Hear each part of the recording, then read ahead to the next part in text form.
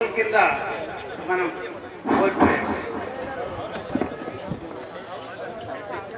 ఈ ఉద్యమాల్లో ఉద్యమ స్వరంగా ఎక్కడ ఏ కార్యకర్త ధైర్యంగా ముందడుగు వేయాలన్నా మాధవన్న ఉన్నాడనే భరోసాతో అడుగులు ముందుకు వేయడానికి ఉద్యమ కార్యకర్తలు, సహచరులు, సన్నిహితులు, బంధువులు ఏనాడు వెనకడుగు వేయకుండా ఒక అండగా భరోసాగా ఫీల్ అయ్యారు. ఏ రంగంలో చూసినా తన యొక్క జిజ్ఞాస కానీ, తన యొక్క ప్రతిభ కానీ, తన యొక్క మేధా సంపత్తి కానీ ఉద్యమాలన్నీ తాత్కాలికంగా కోల్పోవటానికి చాలా బాధాకరమైంది.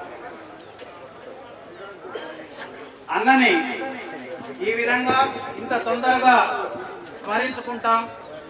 తన కోసం ఒక సంతాప సభని, సంస్మరణ సభని ఏర్పాటు చేస్తామని సహచరులు కానీ, మిత్రులు కానీ, బంధువులు కానీ ఎవరు ఊహించని పరిణామం. వాస్తవం తను మనకి దూరమైన దాన్ని, తను ఏదైతే కలలు కన్నాడో, తను ఏదైతే ఆశించాడో, ఏదైతే కావాలని కోరుకున్నాడో దాన్ని ఎవరికి తోచిన ప్రయత్నంలో మరొక్కసారి మననం చేసుకుంటూ ముందుకు పోదామనేతో ఈ సంస్మరణ సభని ఏర్పాటు చేయడం జరిగింది. దీనికి తనతో పాటుగా, మాధవన్నతో పాటుగా జేసీఎస్ ప్రసాద్ మెమోరియల్ ట్రస్ట్ నిర్వహణలో భాగస్వామి అయిన ఆకుల పాపయ్య గారిని వేది మీదకి రావాల్సిందిగా కోరుతున్నాను. సహచరులు, మిత్రులు బిఎస్ కృష్ణ గారు, మానవ హక్కుల వేదిక ఉభయ రాష్ట్రాల సమన్వయకర్త బిఎస్ కృష్ణ గారిని వేదిక మీదకి రావాల్సిందిగా కోరుతున్నాను.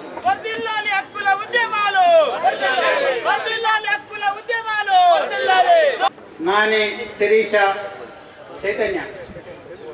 ఇప్పుడు మాధవ్ పెద్దన్న రాసిన ఆర్టికల్స్ చాలా ఫేస్బుక్లో, ఇంకా బుక్స్, చాలా లిటరేచర్ ఉంది యూట్యూబ్లో. అసలు మాకు ఒక 1 వీక్ టైం సరిపోలేదు ఏమేమి తీసుకోవాలి, ఏమేమి పెట్టాలి అనేది. సో మాకు దొరికిన టైంలో వీ కుడ్ మేక్ దట్. ఇంకా మేము ఆ వెబ్సైట్ని డెవలప్ చేసి మెయింటైన్ చేస్తాం. మీకు అందులో బ్లాగ్ అని కనిపిస్తుంది కదా, అక్కడికి వెళ్తే మీరు కూడా అకౌంట్స్ క్రియేట్ చేసి మీ ఆర్టికల్స్ పోస్ట్ చేయొచ్చు. అండ్ ఈ బుక్ ఉంది, పెద్దన్న బుక్, అది కూడా వెబ్సైట్లో అవైలబుల్ ఉంది. And there is a chat option as well. Whatever you want to convey అదంతా ఉంది. మాధవ్ పెద్దన్న మిత్రులు అందరూ ఉన్నారు, వాళ్ళందరికీ యాక్సెస్ ఇస్తాము. వాళ్ళందరూ మీకు రెస్పాండ్ అవుతారు. మాధవ్ పెద్దన్న అయితే ఏదైతే ఆశయాలు అనుకున్నారో అవన్నీ డిజిటల్ రూపంలో మనం ఇక్కడి నుంచి తీసుకెళ్ళచ్చు. దానికి మా ఫ్యామిలీ నుంచి విల్ కంప్లీట్లీ కోఆపరేట్.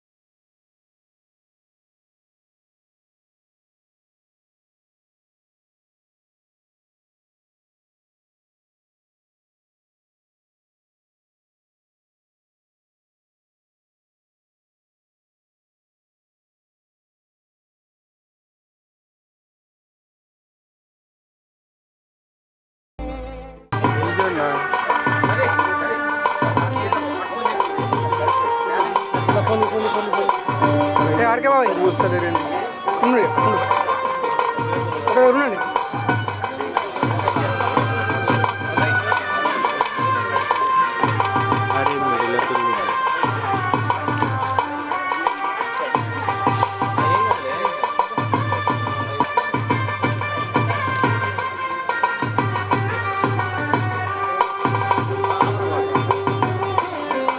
వాళ్ళ కుటుంబ సభ్యులు, స్నేహితులు అందరికీ జేసీఎస్ ప్రసాద్ మెమోరియల్ ట్రస్టీ నుంచి విప్లవాభినందనలు తెలియజేస్తున్నాం. మిత్రులారా, మాధవన్నను కోల్పోవడం అంటే మొత్తం ఏదో మన అందరూ అన్నీ కోల్పోయిందేమో అనే ఒక బాధ. మాకు ఏ రోజైనా తన నిజామాబాద్ అచ్చు నుంచి ఇక్కడ ఒక మిత్రులు లేదా ఈ సమాజాన్ని ఏదో చిన్న మార్పులు చేయాలి అనే ఒక ఆశతోని బంధువులం కాకపోయినా కుటుంబ సభ్యులం కాకపోయినా ఒకే కుటుంబంగా ఉండే ఏర్పడ్డది. దాదాపు ఇక్కడ మేము ఒక 40-50 మందిని ఈ నగరంలో ఒకరికొకరు కలుసుకొని ఈ సమాజ మార్పులో ఏంటి, ఇక్కడున్న మార్పులు ఏం తీసుకొద్దాం విషయం లోపల అన్న ఇది ఎట్లా అంటే లేదు, ఇది ఇట్లా మనం చేసుకుందాం, దీన్ని మార్పు చేయొచ్చు, దీనికి ఏం పెద్ద భయపడవలసిన అవసరం లేదు. లేదా భూమికి సంబంధించిన సమస్యలు ఎవరే వచ్చినా కొన్ని కేసుల రూపేనైనా లేకపోతే సలహాలు ఇవ్వడం ఎట్లా సలహాలు ఇవ్వచ్చు అని అంటే ₹1 లేకుండా సలహాలు ఇవ్వడం అనేదాన్ని అన్న చూసాడు. కొన్ని తనకు వచ్చిన కేసులు డబ్బులతోనే ఉన్నా అట్లా కాకుండా ఎవరైనా సంఘాలు, ప్రజా సంఘాలు, ప్రజలు ఎవరైనా వచ్చేసి అన్న దీని కాడ ఇబ్బంది ఉంది, తిన్నది ఫ్రీ చేయాలి అనుకుంటే ఫ్రీగా సలహాలు ఇవ్వడము, సూచనలు చేయడము, వాళ్ళకి అండగా నిలవడము అనేది ఉంటుంది. ఇక్కడ కార్మిక రంగం ఆర్టీసీకి సంబంధించిన దానిలో కూడా ఆర్టీసీ కార్మికులకు తన ఇబ్బందులు జరుగుతుంటే తన ఆలోచనలతో భిన్నంగా ఉన్న వాళ్ళందరితోనే యూనియన్లో వాళ్ళతో కలిసి పనిచేసే ఆర్టీసీ. అట్లాగే ఏ ఎన్కౌంటర్ ఒక దొంగనో లేకపోతే ఒక రాజకీయం ఈ ప్రభుత్వానికి రాజ్యానికి వ్యతిరేకంగా ఉన్నారనో వాళ్ళకి అనుకూలంగా ఉన్నారని తీసుకుపోయి కాల్ చేస్తే వాళ్ళకి ఎవరు దిక్కు లేదు, అడిగే వాళ్ళు లేరు అనే పద్ధతిలో ఇక్కడున్న ప్రభుత్వాలు లేదా పోలీస్ యంత్రాంగం చేస్తే లేదు మీరు చట్టానికే బద్దులు, మీరు చట్టానికి వ్యతిరేకంగా భిన్నంగా పోవటానికి మీకు హక్కు లేదు, చట్టం ప్రకారం మీరు నడవాలి తప్ప ఇంకొకటి కాదు. అది అన్నట్టయితే మేము ఈ కోర్టులో ఆ ప్రశ్నలు తీసుకొచ్చి ఆ కేసులలో సివిల్ కేసు చేసి వీళ్ళకి నష్టపరిహారం ఇవ్వండి, మీరు ఒక దొంగ అని చెప్పేసి కాల్చారు లేదా ఒక భిన్నంగా రాజ్యానికి వ్యతిరేకంగా ఉన్నారని వాళ్ళని కాల్ చేశారు, ఇది న్యాయబద్ధం కాదు, చట్ట ప్రకారం కాదు అని చెప్పేసి మాధవన్న ఆ కేసులు వేసి నష్టపరిహారం దేశంలో పట్నే ఎప్పుడు కూడా వాళ్ళు నష్టపరిహారాలు ఇచ్చేది కాదు, కానీ న్యాయస్థానం ద్వారా అది ₹1,00,000 2 లక్షల కావచ్చు, కానీ దేశం మొత్తంలో మొట్టమొదట మన నిజామాబాద్ నుంచి ప్రభుత్వం దగ్గర నుంచి ఇది ప్రభుత్వమే బాధ్యత అని చెప్పేసి వాళ్ళకు ఆ కుటుంబానికి నష్టపరిహారం ఇప్పించేసి పోలీసులలో కూడా ఇది మీరు సరైనది కాదంటే పోలీసు అధికారులు కూడా ఇక్కడ కమిషనర్గా ఉన్న వాళ్ళు కానీ వాళ్ళంతా మీరు మా పోలీసు సిబ్బందికి ఏదైతే ఉందో మీరు వచ్చి చట్టం ప్రకారం ఏం కథ మీరు క్లాసులు తీసుకోమని అంటే ఆ పోలీసుల దగ్గర పోయి కూడా ఎస్ఐలకు ఇక్కడ జిల్లాలో ఉండే ఎస్ఐలకు పోలీసు యంత్రాంగం ఒకటి ఏర్పాటు చేస్తే రాజ్యాంగం ప్రకారమే మీరు నడవాలి, మీరు దానికి భిన్నంగా ఉండటానికి లేదు, మనకు చట్టం ఏం చెప్తుందని వాళ్ళకు కూడా వాళ్ళతోని అభిప్రాయాలు పంచుకోవడము, ఇది కాదా ఈ పద్ధతిలో పోయండి అని చెప్పేసి అటు పోలీసులు శత్రువులేం కాదు, వాళ్ళు కూడా ఈ చట్టబద్ధంగా ఉండాలి అని చెప్పేసి అటు పోలీసులతో కానీ ఇటు న్యాయమూర్తులతో కానీ ఇటు ప్రజలకు ఒక విశ్వాసాన్ని కల్పించిన మాధవన్న ఈరోజు మనకు దూరమయ్యాడు. ఆ కుటుంబ సభ్యులకు ఎంత బాధ ఉన్నా ఆ కుటుంబంతో ఉన్న మాకందరికి కూడా తనతో ఉండే కార్యకర్తలకు మేమందరము ఇలా చాలా కోల్పోయాము. ఏమో కోల్పోయాము అనుకుంటున్నాం.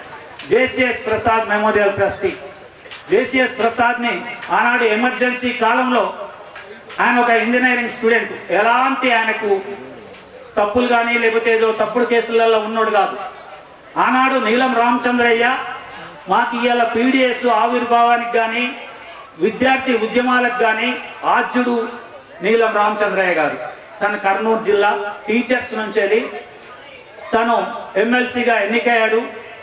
తన భిన్నమైన ఇక్కడ ఉన్న ప్రభుత్వాలకు భిన్నంగా ఉన్నాడు అనే దాంతో తనను ఎంబటి ఉన్న ప్రసాద్ను ఈ ఎత్తుండకు సంబంధించిన పీడిఎస్ నిర్మాతల్లో భాగమైన ప్రసాద్ను ఒకే రోజు తీసుకుపోయి ఎమర్జెన్సీ రోజులలో ఎమర్జెన్సీలో ఇక్కడ పీడిఎస్కు సంబంధించిన అందరినీ మమ్మల్ని జైల్లో పెట్టడం జరిగింది. మమ్మల్నే కాదు, ఆర్ఎస్ఎస్, జమాయత్ ఇస్లామీ, లేదా విప్లవ రాజకీయాల్లో ఉన్న వాళ్ళందరినీ కూడా ఆనాడు ఎమర్జెన్సీలో జైల్లో పెట్టినప్పుడు వీళ్ళని రామచంద్రయ్య గారిని కానీ ప్రసాద్ను కాల్చేయడం జరిగింది.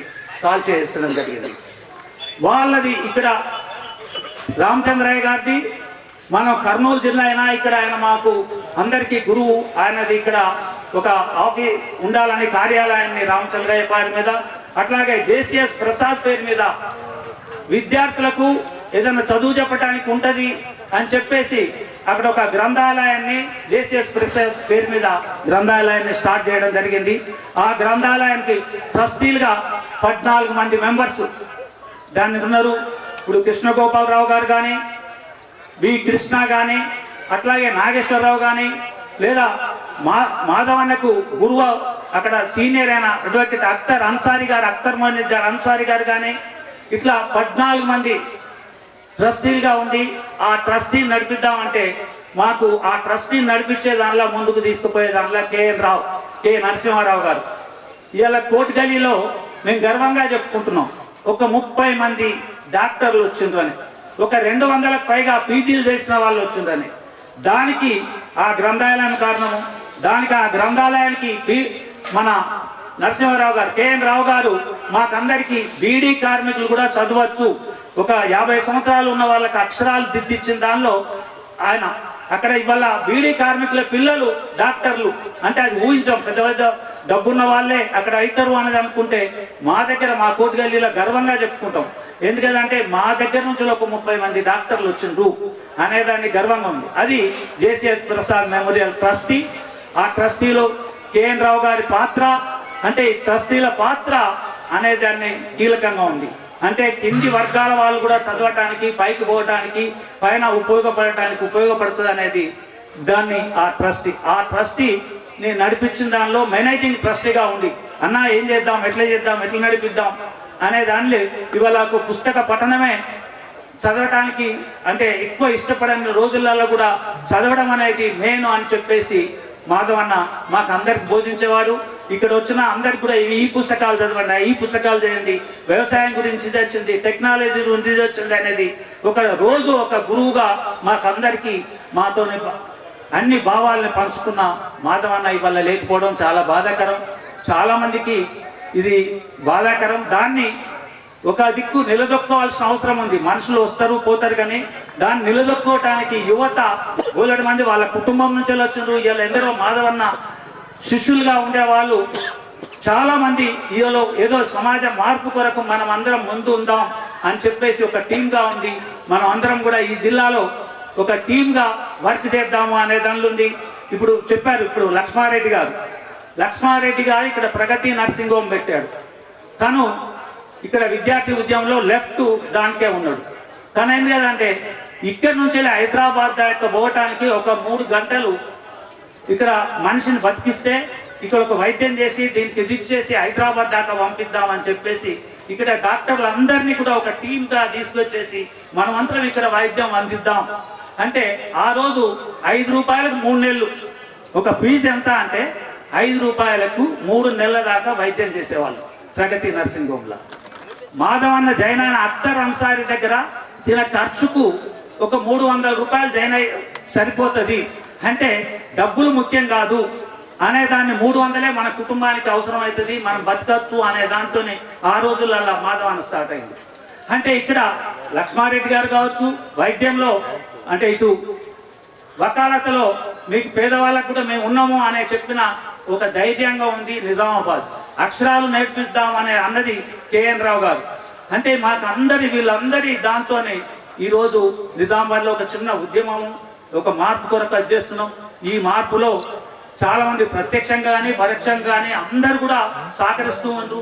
రేపు కూడా ఈ సమాజ మార్పులో మీరు అందరు కూడా సహకరించాలని కోరుతూ ఇప్పుడు మానవ హక్కుల సంఘం మానవ హక్కుల వేదిక అధ్యక్షులు జీవన్ కుమార్ గారు మొదట మాట్లాడవలసిందిగా విజ్ఞప్తి చేస్తున్నారు. మాధవరావు గారి కుటుంబ సభ్యులు, మాధవరావు గారి అతి సన్నిహిత మిత్రులు, బంధువులు, కోర్టులో సార్తో రోజు పయనించిన వాళ్ళు, మిత్రుల అందరికీ వందనాలు. ఇటువంటి సందర్భాల్లో మాట్లాడడం చాలా కష్టం. ఏవో జ్ఞాపకాలు వస్తుంటాయి.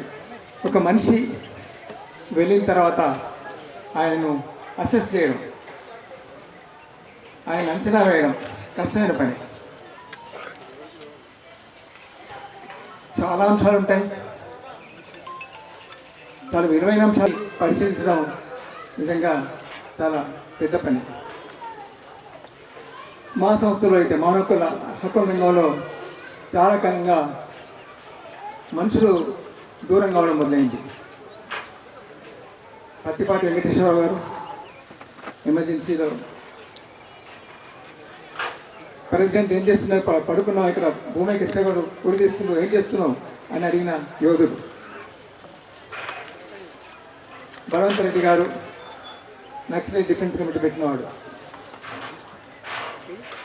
కన్నబిరాన్ గారు, శంకరన్ గారు, మాతో బాగా తెలియని వాళ్ళు గొర్రెపాటి నరేంద్రనాథ్ గారు, బుర్రా రాములు గారు, కన్నబిరాన్ గారు, వీళ్ళంతా కూడా మామూలు మనుషులే. కానీ దాంట్లో మాధవరావు సార్ కూడా చేరుకున్నారు. మాధవరావు గారితో చిన్న గొడవ ఉండేది. నేను మాధవరావు సార్ అని పిలిచేవాడిని. నాకని చిన్నవాడే, 6 ఏళ్ళు చిన్న. ఆయన లేదు, మీరు నాకు సారు, మీరు ఎప్పటి నుంచో దీంట్లో పనిచేస్తుండ్రు, నేను చాలా నేర్చుకున్నాను, లేదు అపారమైన విజ్ఞానం ఉంది మీకు, కాబట్టి మీరు నా గురువు అని ఈ తగాదా నాకు ఎప్పుడు టెలిఫోన్లో ఉండేది. చాలా మంచి మనిషి అని చెప్పడం ఒక పని సరిపోదు. నేను ఎప్పుడు చెప్తుంటాను, రాసాను కూడా, వాళ్ళ ఇంటికి పోవడమే ఒక పండుగలాగా అనిపిస్తుంది.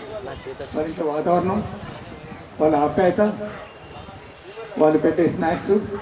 మీనా గారు పోయినప్పుడల్లా కొత్త వంటకం ఇది చూడండి, ఏదో సలాడ్ చూడండి, అది చూడండి, ఇట్లా ఇవన్నీ మన జ్ఞాపకాలు. ప్రపంచవ్యాప్తంగా జరిగిన ఉద్యమాల్లో విద్యార్థులు చాలామంది ప్రభావితమైనారు.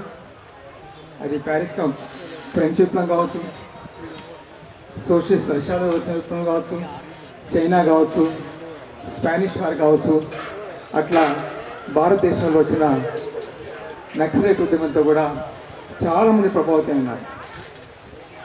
విద్యారంగంలో విద్యార్థులుగా ఉండి విద్యార్థి సంస్థలో పనిచేసి లేదు నేను దీన్ని కొనసాగించాలా అని నిర్ణయంతో నిశ్చయంతో ముందుకు వచ్చిన వాళ్ళు దాంట్లో మాధవరావు గారు. ఇప్పుడు పీడిఎస్లో కొంతకాలం ఉన్నారు, విజయవాడకి ఎడిటర్గా ఉన్నారు. చాలామంది విషయాలు చెప్తారు. ఇంకా విమోచనకి ఎడిటర్గా ఉన్నారు. నేను తను చూసి మాత్రం హక్కుల సంఘంలోకి వచ్చిన తర్వాత అంతకుముందు వింటున్నాను. వరంగల్ వచ్చేవాడట. మా ఇంటి వెనుకనే ఉన్న అట్లూరు రంగారావు గారు పరిచయం చేశాడు. చాలా మంచి చురుకైన విద్యార్థి అట్లూరు రంగారావు గారు వరంగల్లో మా ఇంటి వెనుకనే ఉండేవాడు. నాకు చాలా యంగ్ మాధవరావు, అప్పుడు వెంట్రుకలు కూడా ఉండే. చాలా మంచి అబ్బాయి, చాలా బాగా చదువుతాడు. పీడిఎస్లో చాలా యాక్టివ్ అని 77లోనో 78లోనో అప్పుడే సార్ కూడా చూశాను. తర్వాత కొంత గ్యాప్ వచ్చింది. నేను హక్కు రంగంలో పనిచేస్తూ పోయినాను. బహుశా 85లోనో 86లోనో ఆయన పౌరత్వ సంఘంలోకి వచ్చారు. అంతమంది రాస్తున్నాను, నేను అక్కడ వ్యాసాలు చూస్తున్నాను. 1-2 సార్లు బాలగోపాల్ దగ్గరికి వచ్చారు. ఇట్లా చూస్తున్న మనిషి. అయితే నేను గమనించిన విషయాలు,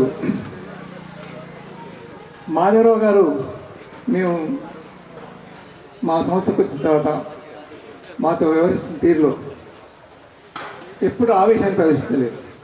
ఆయన విమర్శ ఉన్నా కూడా, మీ నిజామాబాద్లో పని కావడం లేదని మేము విమర్శ పెట్టినా కూడా ఎప్పుడు చిరునవ్వుతో జవాబు చెప్పేవాడు. మాధవరావుకు ఒక అసెట్ ఏంటంటే ఆయన మందహాసం. ఎవరు వచ్చినా చాలా నవ్వుకుంటూ రిసీవ్ చేసుకునేవాళ్ళు. అందుకే నేను అంటాను, వాళ్ళ ఇంటికి పోవడం ఒక పండుగ, మాధవరావుని కలవడం ఒక సంబరం. ఆ సంబరం మనందరం దాచుకుంటాం. కోర్టులో కూడా చూస్తాను. నేను 2-3 సార్లు ఇటు వచ్చినప్పుడు నేను కోర్టులో పోవడం జరిగింది. ఆయన ఇక్కడ చాలామంది వకీలు ఉంటారు. ఆయన ఆర్గ్యుమెంట్ చేసే పద్ధతి చాలా వివరంగా మేజిస్ట్రేట్ ముందు విషయాలు పెడతాడు. ఎక్కడ ఆవేశం లేదు. బాలగోపాల్ కూడా అదే చూశాను. కొంచెం మా కన్నబ్రాన్ సార్ అయితే దబాయించేవాడు జడ్జిని. కానీ మాధవరావు గారు బాలగోపాల్ ఏం చెప్పేవాడు అంటే, జడ్జిలకు పూర్తి విషయాలు అవగాహన ఉండకపోవచ్చు, వాళ్ళు లా చదువుతున్నారు, కానీ మనం వాళ్ళకి కొంత అందించాలి. మనం అందించినప్పుడు వాళ్ళు తీర్పును సరిగ్గా రాస్తారు అని బాలగోపాల్ గారు సరిగ్గా అదే పద్ధతిలో మాధవరావు గారు వాదించేవారు. అసలు ఎన్కౌంటర్ కేసులు అయితే చాలా ఎక్స్ట్రాడినరీ. నాకు తెలిసి మహారాష్ట్రలో, బాంబేలో ఒకరిద్దరు శిక్షలు పడ్డాయి, కానీ నష్టపరిహారం ఇచ్చింది బహుశా నిజామాబాద్లో అనుకుంటాను. నేను రాసిన 3 ఎన్కౌంటర్ కేసులు, 3 ఎన్కౌంటర్స్ రకరకాలే. ఆ గుట్ట మీద జరిగిన ఒక ఎన్కౌంటర్ కేసు, అందులో 2, తర్వాత ఒక ఆయన దొంగ అనే పేరుతో కంపెనీ కేసు. ఇంకొక కేసు ఉంది, మాధవరావు గారు రాయవలసింది, ఇక్కడ ఉన్న వకీలు నేను రాస్తాను. ఒక ఇన్స్పెక్టరు బహుశా ఎన్టీ రామారావు టైంలో అనుకుంటా, ఆక్సిలరీ ప్రమోషన్స్ అంటే సర్వీస్ను మినహాయించి ప్రమోషన్ ఒక పద్ధతి, అంటే ఎన్కౌంటర్ చేయండి ప్రోత్సహించడానికి. అప్పుడు ఒక వడ్డేరోల పిల్లగా నిర్మల్లో అనుకుంటా, నేను వెరిఫై చేస్తారు అని చెప్పాలా, ఒక చిన్న పిల్లవాడిని తీసుకెళ్ళి చంపేస్తారు. అప్పుడు మేము మిస్సింగ్ కేసులని తిరుగుతున్నాం, నేను బాలుగుతాను. పాప మా తండ్రి అమాయకంగా వచ్చి జైలు ముందు కూర్చుంటారు, నా కొడుకు బయటకు రాలని. నేను అంతకుముందే ఒక దొంగ అడ్వకేట్ అని మాట వాడుతున్నాను. ఒక నీచుడు, ఒక అడ్వకేట్ డబ్బుల కోసం ఒక రాంగ్ అఫిడవిట్ వేసి ఒక ఇన్స్పెక్టరు ఆయన నా దగ్గర పాలేరు కొడుకని ఒక అఫిడవిట్ వేసి బయట తీసుకొచ్చి చంపేస్తాడు. చిన్నపిల్లవాడు అడవిలో తీసుకొని చంపేస్తాడు, ప్రమోషన్ క్లెయిమ్ చేస్తాడు. ఆ విషయంలో మాధవరావు గారు ఆర్గ్యూ చేశారు. అది ఏమేమి నాకు తెలియదు. దాంట్లో జడ్జిమెంట్ వచ్చింది. ఆ ఇన్స్పెక్టర్ మధుకర్ ఆయనకు జైల్లో ఉన్నట్టు నేను మా సార్ చెప్పాలి. ఇటువంటి కేసులు, ఇవన్నీ మామూలు కేసులు కాదు. చాలామంది వకీళ్ళు, నేను ఎవరిని కామెంట్ చేయడం లేదు, పోలీసుల మీద కేసు వేయాలంటేనే కొంత వెనుక ముందు ఆడతారు. కానీ మాధవరావు గారు మాత్రం చాలా, ఎందుకంటే నేను చట్ట ప్రకారంగా అడుగుతున్నా, నేను చట్ట ప్రకారంగా ఆర్గ్యూ చేస్తున్నా అని ఆర్గ్యూ చేసేవాడు. అది ఆయన స్ట్రెంగ్త్. ఆయన స్ట్రెంగ్త్ అంతా కూడా ఆయన విజ్ఞానం, ఆయనకుండే అపారమైన సాహిత్య నాలెడ్జ్, దాన్ని ఎంత ముందు పెట్టుకొని ఆర్గ్యూ చేయడం. మాధవరావు గారు మంచి వక్త కూడా, విషయాలు చాలా వివరంగా చెప్తాడు, చాలా నెమ్మదిగా చెప్తాడు. మనసులోకి మనకి బాగా అర్థమయ్యేది చెప్తాడు. ఆయన ఆన్లైన్ మీటింగ్లో మాట్లాడినా, మా సభలలో మాట్లాడినా కూడా చాలా వివరంగా, మంచి రచయిత, చాలా బాగా రాస్తాడు. చాలా చాలా విశదీకరించి రాస్తారు. మీరు చూసింటారు, international human rights day December 10th దాని యొక్క ఒక కరపత్రం రాస్తారు. చాలా కొత్త పద్ధతులు, కొత్త వరవడిలో పర్సానిఫికేషన్ అంటారు సాహిత్యంలో. ఆ సంస్థని ఒక మంచిగా ఊహించుకొని ఆ సంస్థ తన కథ చెప్తున్నట్టుగా రాసినాడు. బహుశా మీరు ఎంత చూసిందేమో నాకు తెలియదు. విస్తృతంగా పంచాడు. నా కథ వినండి, నేను మానవ హక్కుల సంస్థని, అంతర్జాతీయ మానవ హక్కుల సంస్థని, ఇది నేను చేస్తాను, నా దగ్గర రండి అని చెప్తుంది. మీకు ఇబ్బందులు నా దగ్గర రండి అని చట్టాలను ఎక్స్ప్లెయిన్ చేస్తారు. చాలా బ్రహ్మాండంగా రాస్తారు. ఇట్లా మాధవరావుకు ఒక ప్రత్యేకమైన శైలి ఉంది. ఆ శైలిలో సాహితీ విలువలతో పాటుగా మనకుండే అపారమైన నాలెడ్జ్, లాకు సంబంధించిన నాలెడ్జ్. అట్లాగే నిజామాబాద్లో మాధవరావు గారు దీంట్లో ఉన్నాడు, దాంట్లో లేడం లేదు. ఏ ప్రజాస్వామిక ఉద్యమైనా, ఏ ప్రజాస్వామిక సంస్థ అయినా మాధవ్ గారు స్పర్శ లేకుండా లేదు. కొన్నిట్లో సలహాదారు, కొన్నిట్లో సభ్యుడు, కొన్నిటికి వకీలు, ఇట్లా సర్వస్వం మాధవరావు గారు. అందుకే నేను మాధవరావు గారు బహుముఖ ప్రజ్ఞాశాలిన్నాను. బహుముఖంగా నాకు తెలిసింది ఒకసారి మా రామారావు చెప్పారు, అన్నోద రామారావు చెప్పారు, మీ మాధవరావు ఆయన ప్రెసిడెంట్ అనుకో, మీ మాధవరావు అక్కడ కార్యక్రమంగా బ్రహ్మాండంగా పద్యాలు పాడతాడు అని చెప్పాడు. బ్రహ్మాండంగా పద్యాలు పాడారు, నేను వెళ్ళలేదు. రాగాలు తీసి పద్యాలు పాడేవాడట, నాకు తెలియదు. మా రామారావు చెప్పాడు. ఇటువంటి మనుషులంతా కూడా ఇట్లా ఇక్కడ కూర్చున్న మనుషులు చాలామంది రకరకాల కార్యకర్తలు వీళ్ళంతా కూడా సమాజంలో పౌరులుగా మనకు కొంత విజ్ఞానం ఉంది, హక్కులకు సంబంధించిన ఇతరుల హక్కులు కోల్పోయినప్పుడు వాళ్ళకు సహాయం చేయడం మన బాధ్యత, మన కర్తవ్యం అనే ఒక విలువ, ఆ విలువ కోసం పనిచేస్తున్నాడు మాధవరావు. మాధవరావు గారి చాలామంది వస్తున్నారు. మాధవరావు గారి జ్ఞాపకాలని, ఆయన విజ్ఞానాన్ని, ఆయన రచనలు మేము కావచ్చు, అట్లాగే మానవ హక్కుల వేదికలో కావచ్చు, ఆయన రాసే పద్ధతి, ఆయన రిపోర్ట్ను మొదలు చేసే పద్ధతి, ఆ నేపథ్యాన్ని వివరించే పద్ధతి చాలా ప్రమాణంగా ఉంటుంది. మీకు చదువుతూ తెలుస్తుంది. కుటుంబాన్ని ఎప్పుడు నెగ్లెక్ట్ చేసింది నాకు తెలియదు. కూతురు కోసం చాలా తపన పడ్డారు. మీనా గారి ఆరోగ్యం గురించి, మీనా గారి బంధువుల ఆరోగ్యం గురించి చాలా, మీనా గారి కుటుంబంలో చాలా ట్రాజడీస్ అండి. ఇక 4-5 గత 2 ఏళ్లలో దూరం. అంటే ఇటువంటి మనుషులు ఇది జులాయిగా రోడ్ల మీద తిరిగే మనుషులు కాదు. వీళ్ళంతా కుటుంబాలలో కూడా చాలా బాధ్యతగా ఉంటారు. చాలా బాధ్యతగా ఉన్న మనిషి. సమాజంలో బాధ్యతగా ఉన్నాడు, కుటుంబంలో బాధ్యతగా ఉన్నాడు. తను పనిచేసిన వృత్తిని చాలా నిజాయితీగా చేసినాడు, పేదలకు సాయం చేసినాడు. చాలా తక్కువ ఫీజు తీసుకునేదని నేను విన్నాను. ఈయన ఆర్గ్యుమెంట్ సంబంధించి నేను చూడటమే కాకుండా జింబో రాజేంద్ర అని ఒక అడ్వకేట్, ఇక్కడ ఒక ఫ్రెండ్, మాకు దగ్గర ఫ్రెండ్, ఆయన జడ్జిగా ఆయన చెప్పాడు, మీ మాధవరావు సార్ ముందు ఆర్గ్యుమెంట్ బాగుంటుంది, నేను కూడా చాలా ఇంట్రెస్ట్గా ఉంటాను, జడ్జి చెప్పినాడు. అట్లా తెలిసినట్టు ఇటువంటి వ్యక్తి మనకు విచారకరమే. అయినా ఈ ప్రకృతి సహజమైన ఇలా చట్టం, ఇది ఒక చట్టం, ప్రకృతి వచ్చిన వాళ్ళు తప్పకుండా వెళ్ళిపోతుంది. దాన్ని మనం అధిగమించలేము. కుటుంబ సభ్యులకు ఎప్పుడు మా సంస్థ నా సపోర్ట్ కావచ్చు, మా మానవుల సపోర్ట్ కావచ్చు, ఎప్పుడు ఇబ్బంది ఉన్నా తప్పకుండా మేము వాళ్ళ భాగం. మా సంస్థలో ఒక సంస్కృతి ఉంది, వేదిక ఒక పెద్ద కుటుంబం, ఎవరికి ఎక్కడ ఇబ్బంది వచ్చినా అందరం కదులుతాం. అట్లా మేము ఎప్పుడు వాళ్ళ వెంబడి ఉంటామని. అట్లాగే మీ అందరికీ ప్రియ మిత్రుడు, కొందరికి మాధవన్న, కొందరికి మాధవరావు, కొందరికి మాధవ్, నాకు ఇప్పటికీ మాధవ సారే. ఆయనకు నివాళి అర్పిస్తూ మా సంస్థ తరఫున, తర్వాత ఇక్కడికి రాలేని మా చాలామంది మిత్రులు ప్రగాఢ సంతానంతో తెలుస్తున్నాను. అట్లాగే మేము ఇక్కడ కూర్చున్న కృష్ణ గారి, నేను కానీ మా కార్యకర్తలు చాలామంది వచ్చారు. మేమంతా తప్పకుండా మీరు ఇక్కడ రాసిన ఆశయాలు, మాధవరావు గారు పనిచేసిన చొరవ తీసుకుంటాం, అటువంటి చొరవతో పనిచేస్తాం, ఆ వైఖరితో పనిచేస్తాం, అట్లా నేర్చుకుంటాం, అట్లా చదువుతాం. దాన్ని మేము పదిలంగా మా మనసులో పెట్టుకుంటాం, మా సంస్థలో పెట్టుకుంటాం, మా రచనలో పొందుపరుచుకుంటాం అని చెప్తూ నాకు ముందుగానే అవకాశం ఇచ్చేందుకు ధన్యవాదాలు. మహాసభలు 10వ మహాసభలు అనంతపురంలో జరుపుకున్నాను. అక్కడే నేను చివరిసారి మాధవరావు గారిని చూడటం. సభలు అయిపోయిన తర్వాత స్టేషన్లో దాదాపు ఒకే టైంకి మా ట్రైన్స్ వస్తున్నాయి. ఇటు హైదరాబాద్ వచ్చేవాళ్ళు, మేము అటు ఉత్తరాంధ్ర పోయేవాళ్ళము. ప్లాట్ఫామ్ మీద కలిసినప్పుడు మాట అన్నారు, మీరు మరే మంచి ఆలోచన చేశారే అన్నారు. ఏం సార్ అన్నారు, మహాసభలు జరుగుతున్న అంతసేపు పోడియం మీద ఈ ప్యాలెస్టైన్లు వేసుకునే కెఫియా ఉంది కదా, కెఫియా వాస్తవానికి అది తీసుకొచ్చి అక్కడ పెడదాం. సంజీవ్ దగ్గర ఉంది, సంజీవ్ కొద్ది తీసుకొచ్చి అక్కడ బ్యాగ్లో ఉంది. ప్యాలెస్టీనియన్లు వేసుకునే కెఫియా పెట్టడం అనేది మంచి ఆలోచన. మనం ప్రత్యేకంగా గజా మీద కానీ వాళ్ళకి జరుగుతున్న అన్యాయానికి సంబంధించి కానీ ఒక సెషన్ కానీ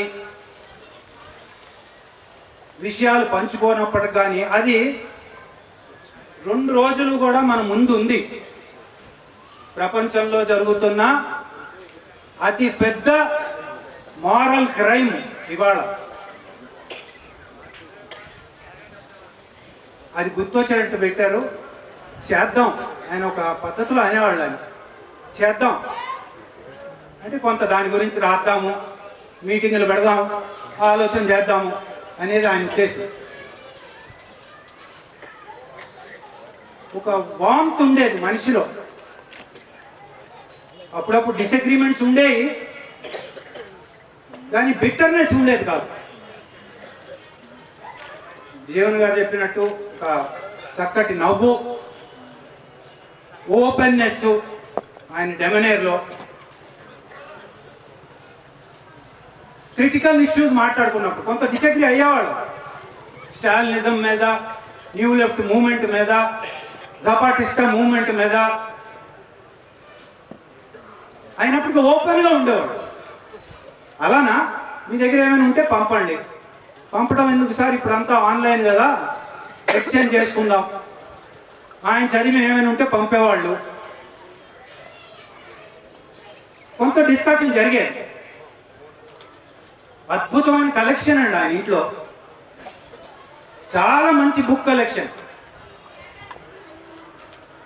ఆయన ప్రొఫెషన్ కానీ, ఆయనతో రాజకీయంగా కలిసి వెళ్ళిన వాళ్ళందరికీ తెలుసు, ఒక షార్ప్ ఇంటెలెక్చువల్ స్ట్రీక్ ఉండేది ఆయన. చాలా షార్ప్ ఇంటెలెక్చువల్ స్ట్రీక్, లేకపోతే సాధ్యం కాదు. ఆయన వ్యాసాల్లో కనపడుతుంది అది, ఆయన ఉపన్యాసాల్లో ముందుకు వచ్చేది. మా ఇంటర్నల్ ఎగ్జిక్యూటివ్ కమిటీ డిస్కషన్స్లో కూడా ఒక కొత్త కోణం, అది కరెంట్ కామన్ సెన్స్కి వ్యతిరేకంగా ఉన్నా కూడా ధైర్యంగా వ్యక్తపరిచేవాడు. చెప్పేవాళ్ళు అవతల వాళ్ళని కన్విన్స్ చేయడానికి ప్రయత్నం చేసేవాడు, నవ్వుతూనే చేసేవాడు. We will really miss that laughter, that smile.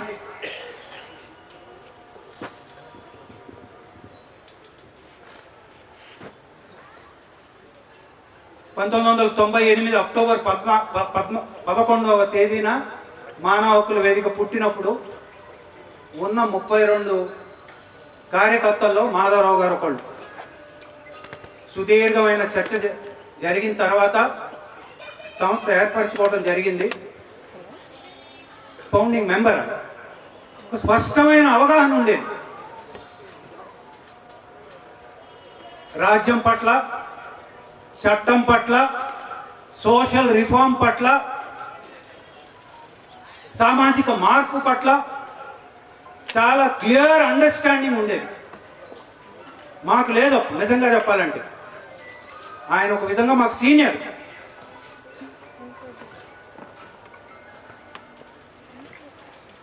అది ఆయన మా బులెటిన్, మానవ హక్కుల వేదిక బులెటిన్ 2 సంవత్సరాలకు ఒకటి తీసుకొస్తాము.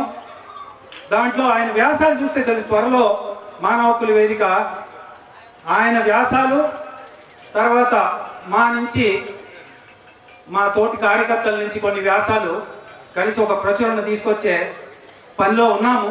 మొదలైంది. ఆయన వ్యాసాలు చూస్తే తెలుస్తుందండి. రాజ్య ధిక్కారం సెడిషన్ ఎట్లా అవుతుంది, కూడంకుళంలో జరుగుతున్న వాళ్ళ మీద పెట్టిన సెడిషన్తో ఎత్తుకొని అద్భుతంగా అనలైజ్ చేస్తారు. ఎంబి షా గారు లా కమిషన్ చైర్మన్గా మరణదండన ఉండటానికి వీల్లేదు అని మనందరికీ ఏకీభవించిన విషయమే. చెప్పినప్పటికీ కూడా ఇది సరిపోదు, ఎందుకు సరిపోదో వివరిస్తారు. ఇంకో వ్యాసం, కల్తీ కళ్ళు మీద ఇంకో వివరమైన వ్యాసం. నాకు బాగా గుర్తుండేది, మన వస్తువు కూడా మా 11వ బులెటిన్లో ఉంది. అది జీవన్ గారు ప్రస్తావించారు ఆయన వ్యాసంలో. చాలా మందికి ఇక్కడ తెలుసు. సార్ కూడా ఇందాక తొలి పలుకుల్లో మాట్లాడారు. మొదటిసారి దేశంలో ఎన్కౌంటర్ కేసులకి సంబంధించి నష్టపరిహారం ఇప్పించడం అనేది మాధవరావు గారు ఎఫర్ట్, గొప్ప ఎఫర్ట్. ఎంత సంతోషించారు నాకు తెలుసు. బాలగోపాల్ గారు కూడా కాంక్రీట్ ఎఫర్ట్. ఇది ఒక హక్కుల కార్యకర్త, హక్కులు ఉద్యమం చేయాల్సిన ఎఫర్ట్. కోర్టుతో అప్పుడప్పుడు ఎన్హెచ్ఆర్సీ ఇస్తూ ఉంటుంది, national human rights commission. Guntur కేసులో, కర్నూలు కేసులో ఇచ్చింది. చాలా లిబరల్ కాంపెన్సేషన్. తక్కువ అనిపించవచ్చు, 1,50,000 కానీ అన్ప్రెసిడెంటెడ్ అండి ఇది. కోర్టుతో ఇప్పించడం, ఆయన లీగల్ యాక్యుమన్కి, ఆయన హక్కుల అవగాహనకి, వరల్డ్ వ్యూకి సంబంధించి ఇట్ ఈస్ అ రిఫ్లెక్షన్. ఆ వ్యాసంలో ఆయన మామూలుగా వ్యాసము అబ్స్ట్రాక్ట్గా ఏమి రాయరు, కాంక్రీట్గా ఏమిటి ఆ కేసు ఏంటి చాలా వివరంగా రాస్తారు, చాలా చక్కగా రాస్తారు. నాకు నిన్న వసంతతో మాట్లాడుతున్నప్పుడు అంది, నీకు తెలియని విషయం ఒకటి ఉంది కృష్ణ, నీకు అంత పరిచయం లేదు. ఆయనకి మంచి లిటరరీ టేస్ట్ ఉండేది, చాలా మంచి లిటరరీ టేస్ట్ ఉండేది. నిజంగా నాకు తెలియదు. ఇంగ్లీష్ లిటరేచర్ వరకు కొంత ఇంటరాక్ట్ అయ్యాం, కానీ తెలుగు సాహిత్యానికి సంబంధించి నాకంత ఐడియా లేదు, ఆయనతో అంత ఇంటరాక్ట్ కాలా. ఇంకొక విషయం గుర్తొస్తుంది, మాకు అప్పుడప్పుడు అన్ని సంస్థల్లాగే అవగాహన తరగతులు పెట్టుకుంటాం. అంటే కార్యకర్తల కోసం, ఇంకా క్లారిటీ రావటం కోసం అవగాహన తరగతులు ఒకసారి అనంతపూర్లో పెట్టినప్పుడు మాధవరావు గారు టాపిక్ కరపత్రాలు రాయటం ఎలా, ఎంత బ్యూటిఫుల్గా మాట్లాడారండి, ఎంత హ్యూమరస్గా మాట్లాడారండి. ఒక 1 అవర్ అరే ఆకుండా ఉంటే బాగున్నాయి, ఇంకా ఇంకా కంటిన్యూ అయితే బాగున్నాయి. అసలు కరపత్రాలు ఎట్ట రాయకూడదు, ఏ విధంగా రాస్తున్నారు అనేక సంస్థల వాళ్ళు, ఎందుకు ఇట్లా రాయకూడదు ఇట్లా రాయాలి అనే దాంతో మొదలుకొని చాలా ఎటకారం, చాలా హ్యూమరు, మంచి ఇన్సిసివ్గా మంచి సూచనలు, కార్యకర్తలకు ఉపయోగపడే సూచనలు. అది వీడియోగ్రాఫ్ కూడా అయింది, కొంత స్కెచ్గా ఉంది, దాన్ని కూడా పైకి తీద్దాం. ఇటువంటి అనేక విషయాల్లో ఒక హక్కుల కార్యకర్తగా, ఒక ఫౌండింగ్ మెంబర్గా మానవ హక్కుల వేదికకి నిరంతరం ప్రతి సమస్యకి, ప్రతి ఇష్యూకి బయటికి కనపడే దాంతో పాటు ఒక హక్కుల పార్శ్యం ఉంటుంది. దాన్ని తట్టి బయటికి తీసి సమాజం ముందు చర్చకు పెట్టడం అనేది మన పాత్ర అనేది బలంగా నమ్మిన వ్యక్తి మాధవరావు. ఆయన ప్రొఫెషన్లో అది చూపించారు. ఆయన ఒక మానవ హక్కుల వేదిక కార్యకర్తగా సమాజం ముందు ఉంచారు దాన్ని. అది చాలా విలువైందని మేము భావిస్తున్నాం. చివరిగా ఒక మాట చెప్తాను. ఇక్కడ 2010లో నిజామాబాద్ యూనిట్, మానవ హక్కుల వేదిక యూనిట్ రివైవ్ చేస్తున్నప్పుడు నేను ప్రధాన కార్యదర్శి, ఆ మీటింగ్లో ఉన్నా. నేను ప్రణాళిక వివరిస్తూ మాట్లాడాను. తర్వాత మాధవరావు గారు ఆ ప్రణాళిక కాపీని తీసి కార్యకర్తల ముందు పెట్టి ఒక స్వతంత్రమైన విశాలమైన హక్కుల ఉద్యమం స్థాపించడం అనేది మా లక్ష్యం, మానవ హక్కుల వేదిక మన లక్ష్యం అని చెప్తూ, ఇదేదో ఉత్తి కాగితం అనుకోకండి, కృష్ణ గారు ఇందాక వివరించారు, ఎంతమంది ఆలకించారో లేదో కానీ దీని వెనక ఒక 30 ఏళ్ల ప్రాక్సిస్ ఉంది అనేది గమనించండి. నాకు ఎంత గుర్తో బాగా ఆ మాట ఆయన వాడటం. ప్రాక్సిస్ అంటే ప్రాక్టీస్, ఒక అద్భుతమైన ప్రాక్సిస్. ఎప్పటి నుంచో ఈ మధ్య మనకు తెలిసిన వాళ్ళలో బాలగోపాల్ గారు, కన్నాభిరాన్ గారు అని 2 పేర్లు ప్రస్తావించి చెప్పారు. ఆ ప్రాక్సిస్ ఉంది దీని వెనక. ఇదేదో ఒక అబ్స్ట్రాక్ట్ మేనిఫెస్టో కాదు. ఇది లోతుగా అర్థం చేసుకుంటే ఇంకా బలంగా మనం పనిచేయగలుగుతాం. మానవ హక్కుల వేదికలో బలంగా సమాజంలో ఒక హ్యూమన్ రైట్స్ కల్చర్, అంతిమంగా ఏంటండి పనిచేసేది? ఒక హ్యూమన్ రైట్స్ కల్చర్ క్రియేట్ చేయడానికే కదా, ఒక మానవ హక్కుల సంస్కృతి. అది క్రియేట్ చేస్తే అన్ని ప్రోగ్రెసివ్ మూవ్మెంట్స్కి అది దోహదపడుతుంది. సమాజాన్ని ఏదో కొంత ముందుకు తీసుకెళ్తుంది, బలంగా ముందుకు తీసుకెళ్తుంది అనేది మానవ హక్కుల వేదిక అవగాహన. అది ఆచరించారు మాధవరావు గారు. We will miss that practice అని చెప్తూ ముగిస్తాను. జోహార్ మన మాధవరావు గారికి, జోహార్ హక్కుల మాధవరావుకి, వర్ధిల్లాలి మానవ హక్కుల వేదిక, వర్ధిల్లాలి హక్కుల ఉద్యమాలు. గారు మాధవరావు స్మారక సభకు వచ్చినటువంటి మిత్రులు, స్నేహితులు, మాధవరావు కూడా ఒక మనిషి. పుట్టినటువంటి ప్రతి మనిషి ఎవరు కూడా మరణం నుంచి తప్పించుకోలేదు ఇప్పటివరకు ప్రపంచంలో. రేపు శాస్త్రీయ పరిజ్ఞానం ఇంకా పెరిగి ఆ విధంగా చిరంజీవులుగా చిరకాలం బతికేటువంటి రోజులు వస్తాయేమో చెప్పలేం. కానీ ఇప్పుడు మరణం అనేటువంటిది మన చేతుల్లో లేదు. మరణం అనివార్యమైంది. ఎవరు చనిపోయినప్పుడే కూడా బాధ కలుగుతుంది. ఏ వ్యక్తి చనిపోయినా బాధ కలగదు అనేటువంటి సమస్య లేదు. అయితే ఆ చనిపోయినటువంటి వ్యక్తుల్ని మనం ఎట్లా చూస్తాం? ఈ రోజున ఇక్కడ దీనికి హాజరైనటువంటి వాళ్ళు ఎవరైనా సరే, మీ ముత్తాత తాత ఎవరంటే చెప్పలేము. ఎందుకని? వాళ్ళు సాధారణ మనుషులుగా బతికారు. మహా అయితే వాళ్ళ కుటుంబం కోసం బతికారు. వాళ్ళ ఊర్లో అంతా ఇంతో మంచి పనులు కూడా చేస్తుంటారు. కానీ బాలగోపాల్ గారి పేరు ఎందుకు అనుకుంటున్నాం? ఇప్పుడే కూడా ఒక జేసీఎస్ చంద్రశేఖర్ ప్రసాద్ని ఎందుకు స్మరించుకుంటున్నా అంటే, వాళ్ళు బ్రతికింది, వాళ్ళు మరణించింది వాళ్ళ కోసం కాదు. అంటే దేశం కోసం అంటే అర్థం ఏమిటి? ప్రస్తుతం మనం ఉన్నటువంటి సమాజం అంతా బాగుందా? ఒకడికి లక్షల కోట్ల ఆస్తులు ఉన్నాయి, మరొకడికి తిందామంటే తిండి లేదు, పని చేద్దామంటే లేదు, చదువుకుందామంటే సరైనటువంటి అవకాశాలు లేవు, వైద్య సౌకర్యాలు లేవు. అసమానతలతో కూడుకున్నటువంటి సమాజం. దీనిని, ఈ అసమానతలకు మూలం ఏమిటి? ప్రస్తుతం ఉన్నటువంటి దోపిడీ వ్యవస్థ అంటారు. కొంతమంది దోపిడీ వర్గం, వాడు పెట్టుబడిదారులు కావచ్చు, వ్యాపార వర్గం కావచ్చు, భూస్వామ్య వర్గాలు కావచ్చు, మిగిలిన వాళ్ళ దోపిడీ చేయడం చేత ఇటువంటి పరిస్థితి ఏర్పడుతుంది.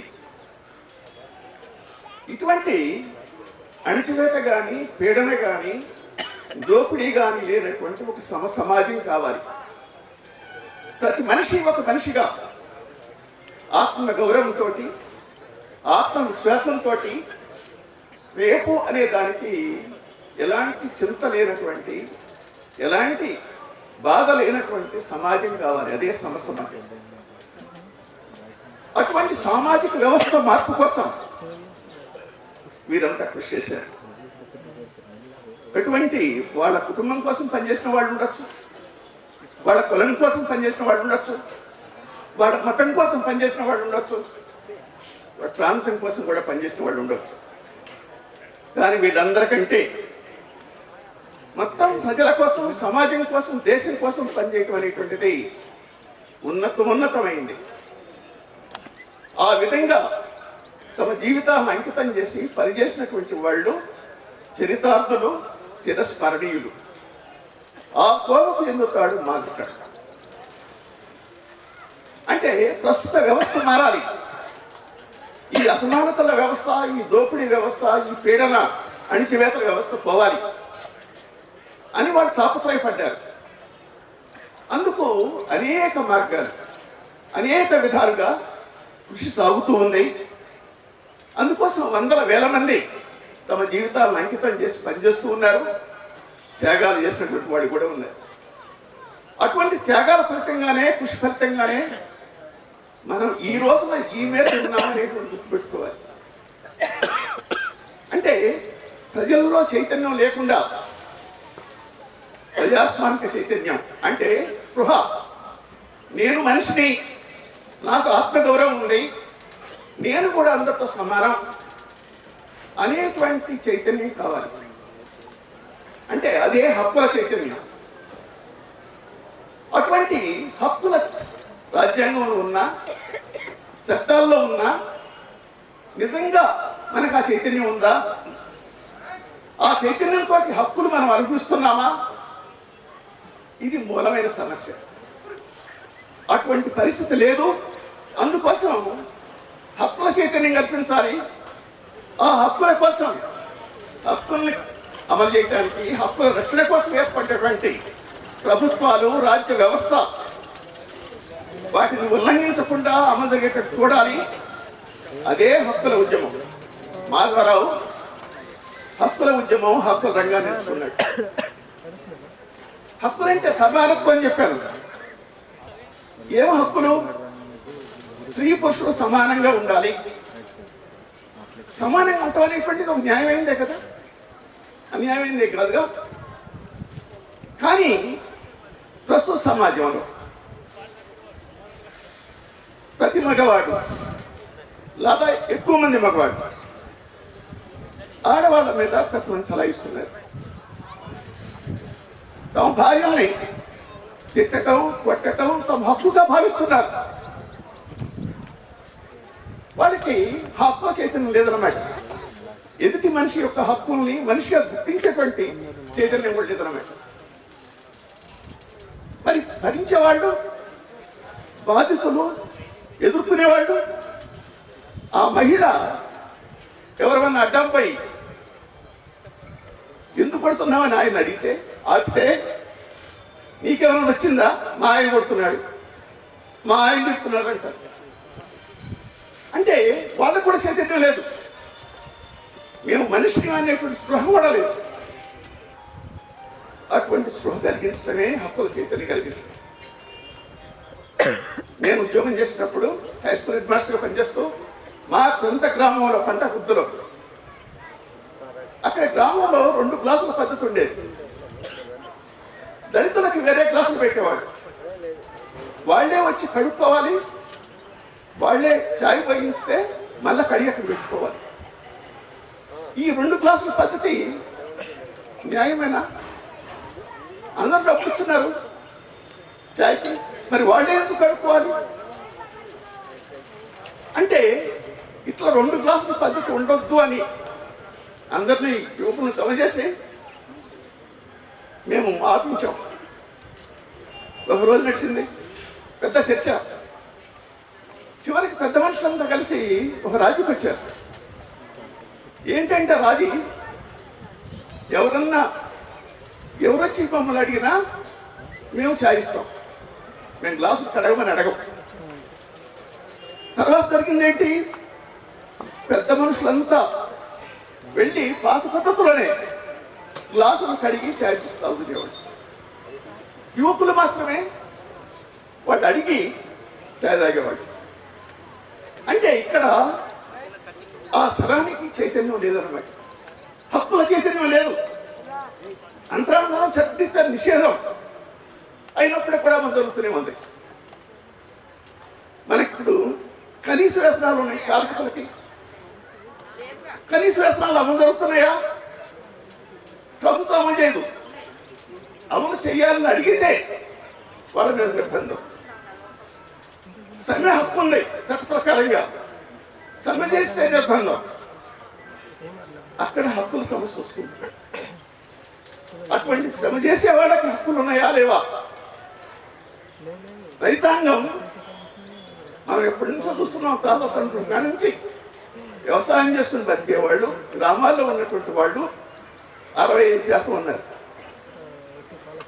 వాళ్ళకి ఏ విధమైన హక్కులు లేవు.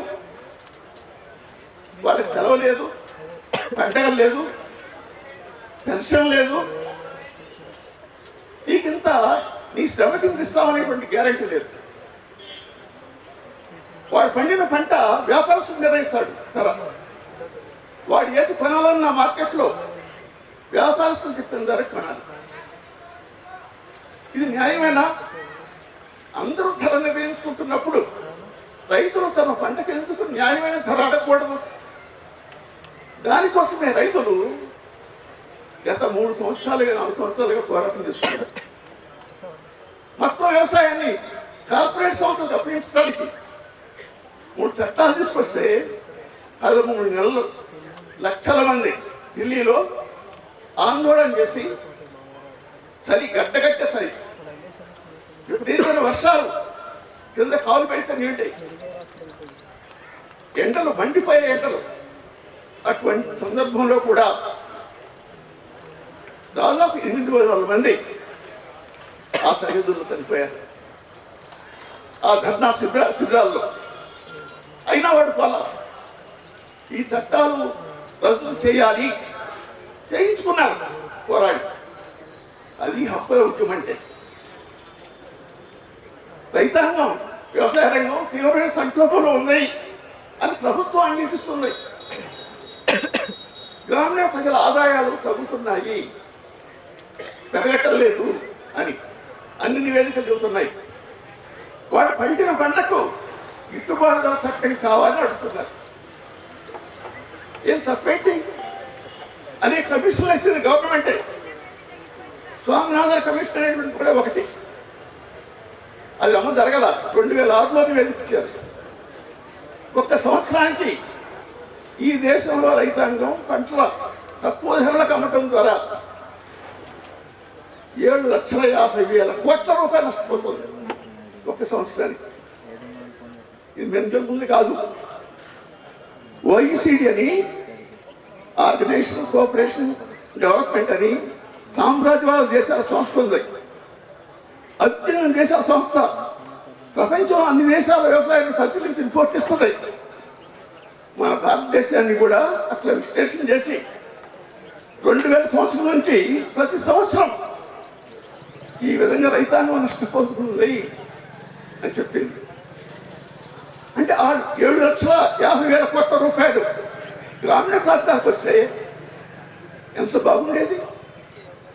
అప్పుడు పాలు కాదు కదా, ఆత్మహత్యలు జరగవు కదా.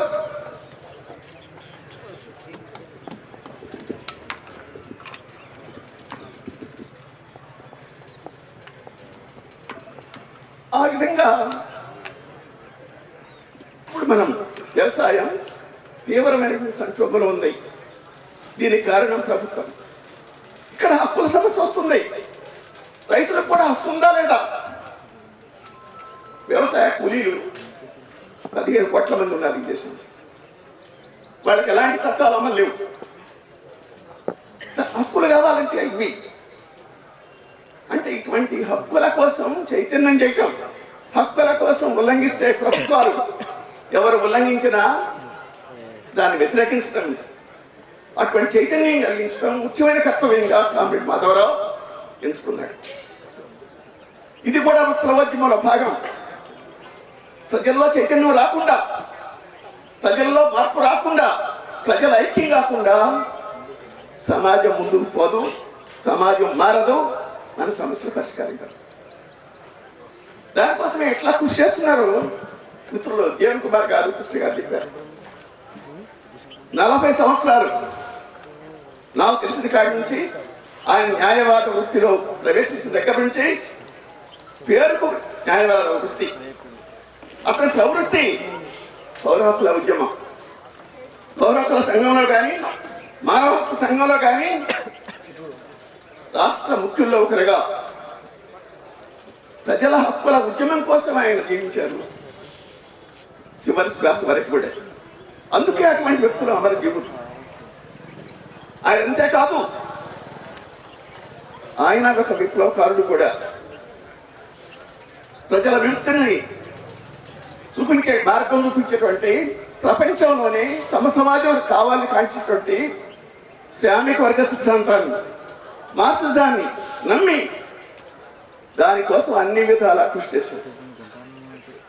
నిజామాబాద్ జిల్లాలో సాగిన ఉద్యమాలన్నింటిలో, విప్లవోద్యమాలను ఆయన పాత్ర లేదు, లేనిది ఉందంటే నమ్మలేదు. అన్నిట్లోనూ ఉన్నాడు ఆయన, పెద్ద దిక్కుగా ఉన్నాడు ఆయన. ఈ జిల్లా ఉద్యమానికి పెద్ద దిక్కుని కోల్పోయాం. ఈనాడు సమాజంలో విలువలు దక్కుతున్నాయి, అవినీతి పెరిగిపోతుంది. ఆ జాతీయ ఉద్యమాలకు కూడా పట్టుకుంది. అటువంటి విలువల కోసం, నీతి నిజాయితీ కోసం అవినీతికి వ్యతిరేకంగా పోరాటం సాగించాడు. నిష్కర్షగా, నిర్మోహమాటంగా వాటిని ఎన్ని కష్టాలు వచ్చినప్పటికి కూడా ఎదిరించి ధైర్యంగా నిలబడ్డాడు ఆయన. అంటే ఇటువంటి వ్యక్తులు మనకి సమాజంలో చాలా అరుదుగా కనిపిస్తారు. మన దేశంలో ఈ రోజున ప్రజల హక్కుల మీద, అది రైతాంగం కావచ్చు, కార్మికులు కావచ్చు, దళితులు కావచ్చు, మహిళలు కావచ్చు, ఆదివాసులు కావచ్చు, హక్కుల మీద దాడి జరుగుతూ ఉంది. కొత్త హక్కులు రావటం కాదు, మనకి రాజ్యాంగంలో ఉన్నటువంటి చట్టాల్లో ఉన్నటువంటి హక్కుల మీద దాడి జరుగుతుంది. అమలు కాకుండా చేస్తున్నారు. మతం పేరిట, కులం పేరిట ప్రజల్ని చేరదీస్తున్నారు, విద్వేషాలు రెచ్చగొడుతున్నారు. మొత్తం మన రాజ్యాంగం ప్రమాదంలో ఉంది. భారతదేశంలో ఈ రాజ్యాంగం కింద పార్లమెంటరీ ప్రజాస్వామ్యం, లౌకికవాదం అనేటువంటివి చాలా ప్రమాదాలు ఎదుర్కొంటున్నాయి. రాష్ట్రాల హక్కులు కాపాడుతున్నారు. దీనినే మేము ఫాసిస్ట్ ప్రమాదం వస్తుంది, ముంచుకొస్తుంది అంటున్నాం. హిందుత్వ ఫాసిస్ట్ ప్రమాదం, ఫాసిస్ట్ ఆర్ఎస్ఎస్ బీజేపీ నాయకత్వాన, మోడీ నాయకత్వాన మన దేశంలో అటువంటి ఫాసిస్ట్ ప్రమాదం పెరుగుతూ ఉంది.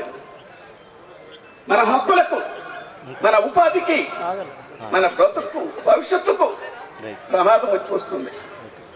ప్రజలు ఐక్యం కావాలి, ప్రజలు చీలిపోకూడదు. అందుకోసం అనేక కుతంత్రాలు పట్టణ సృష్టిస్తున్నారు, కొట్లాటలు పెడుతున్నారు. వాటన్నిటిని కూడా అర్థం చేసుకోవాలి. ఈ సందర్భంలో హక్కుల ఉద్యమం అనేటువంటిది చాలా ప్రాధాన్యత కలిగినటువంటిది. ఈనాడు దేశంలో హక్కుల ఉద్యమం కానీ, విప్లవోద్యమాలు కానీ, ప్రజాస్వామిక ఉద్యమాలు కానీ బలహీనంగా ఉన్నాయి. అందుకోసమే ఐక్యం కావాలి, అందరూ కలిసి ఉద్యమించాలి. అది మాధవరావుకు మనం అర్పించే నిజమైనటువంటి శ్రద్ధాంజలి. అటువంటి ఐక్య ఉద్యమాలను మనం ముందు తీసుకోవాలి.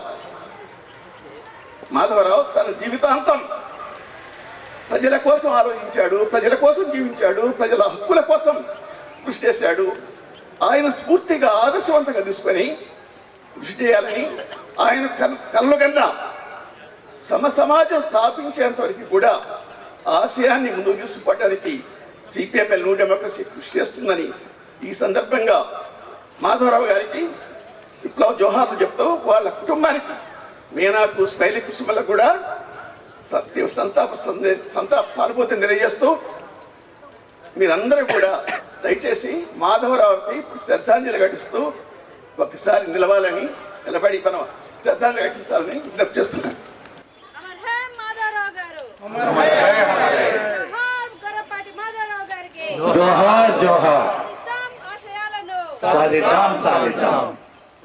ఒకసారి ఆకాశమంతా మూవీ చూసేటప్పుడు నాన్న కళ్ళల్లో ఒక బాధ చూశాను, అది భరించలేకపోయాను. అంటే ఎన్ని ఉన్నాయో నాన్న దగ్గర చెప్పడానికి, కానీ నాకు తెలుసులే నాన్న, నేను చూసుకుంటాను అని ఎప్పుడు అనేదాన్ని.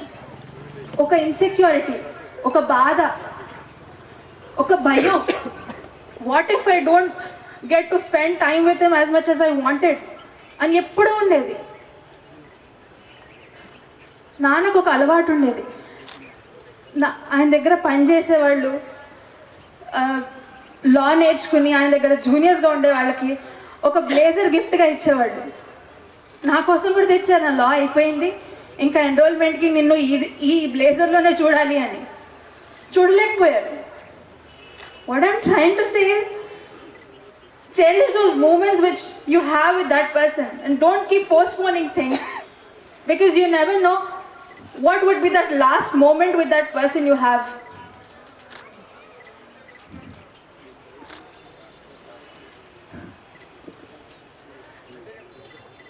He was an umbrella who anyone in need was welcome to have that shade. Nana kolpoodam adi vastavame, but he had that strength and that ability to embed those thoughts and knowledge, his insights into the people. And it is for the people to take that legacy forward. Andariki tandru untadu, naaku unnaru, kaani alanti manishi na tandriga nenu aa manishi kooturuga puttadam antakanta pedda adbhutam annadi inkokati ledu. Thank you. ప్రజా సంఘాల నాయకులు, పార్టీల నాయకులు అందరు కూడా ఇక్కడ వచ్చి ఉన్నారు. అయితే సమయము ఇవన్నీ కూడా కొద్దిగా దృష్టిలో పెట్టుకొని, ఎందుకంటే ఇప్పుడు ఈ ఉపన్యాసాలు అనేది ముగించడం జరిగింది. ఇప్పుడు పౌర హక్కుల సంఘం రాష్ట్ర నాయకులు నివాళులు అర్పించవలసిందిగా, లక్ష్మణ్ గారు నివాళులు అర్పించవలసిందిగా కోరుతున్నాను. అట్లాగే సిపిఐ కార్యదర్శి సుధా